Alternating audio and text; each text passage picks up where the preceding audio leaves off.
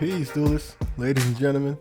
This is Sly Boogie back with another Elder Scrolls deck discussion. So there's technically no name for this deck. It's really the theme.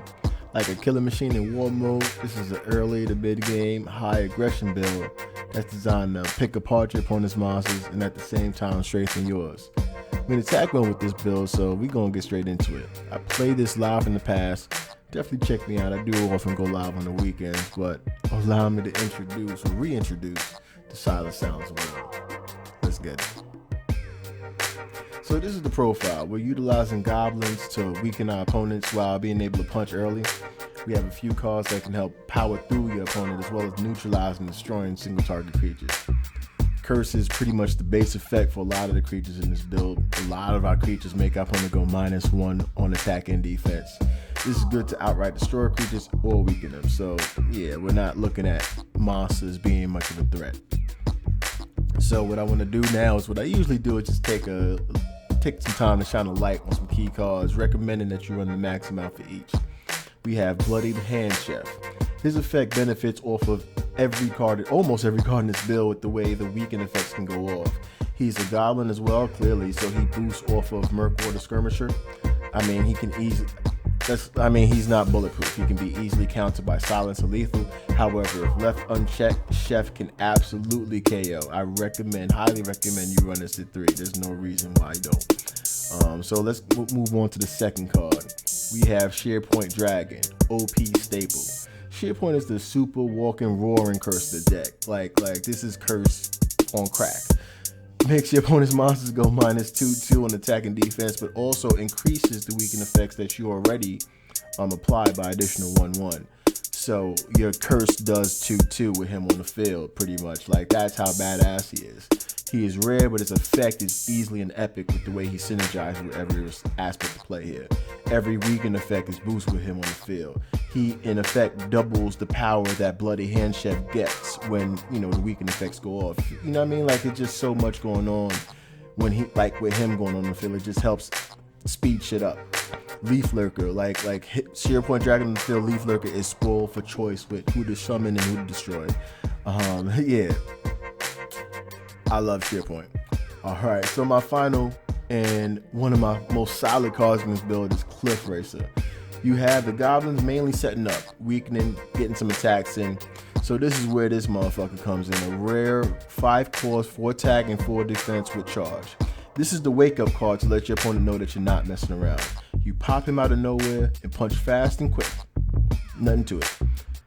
What's important about him is that he can easily close out games where your opponent is near death.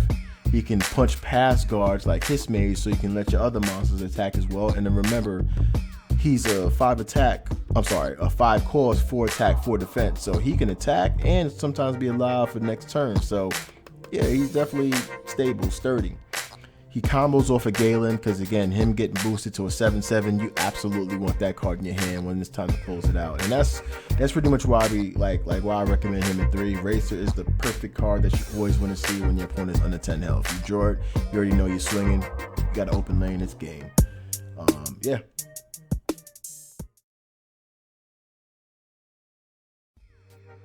On to the final half.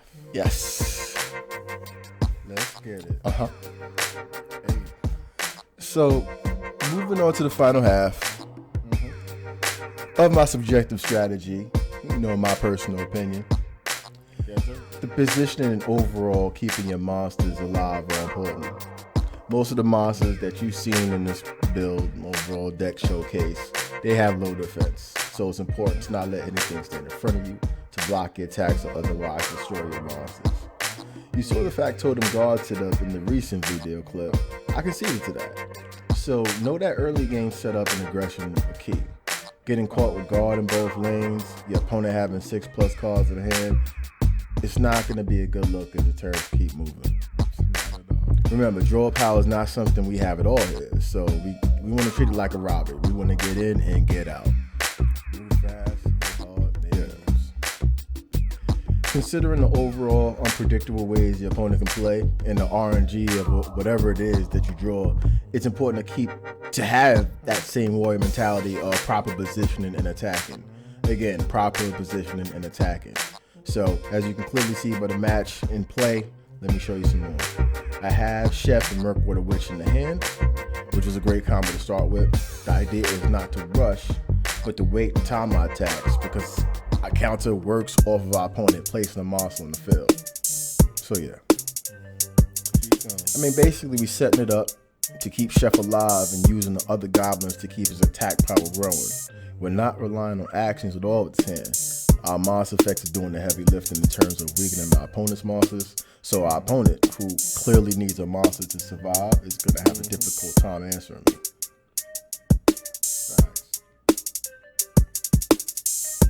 I'm hoping to attack, but the priority is making sure no creatures in front of me to hit me back. With our opponent running Crusader, he has options to bypass my guard with items or use actions such as Crusader's Assault to draw +2, giving them more options on their future turns. So nah, that's not gonna fly at all. Let me be the one to give you some extra cards. Facts. I'm just saying. Again, Chef is big here. He's big and brolic in terms of attack power, but what's more important is that I've already hit my opponent for nearly half his life, including my other creature's attack. And the more powerful cards that, is in my hand, Shearpoint and Cliff Racer, which was already played, is easily, as you can see, gonna come through and finish it off. This is just one match, not at all an indication for every match that will take place, but the potential this deck build has to the steamroll is there, so that's what I hope this video communicates. I do hope you've enjoyed it. You know what it is at this point. Drop a like if you enjoyed it. Definitely let me know your thoughts on the build. This is just kind of quick and straight to the point. And as usual, I appreciate you rocking out with me. Sly Boogie. Gonna be going live shortly regardless anyway, so I'll see y'all soon. Peace.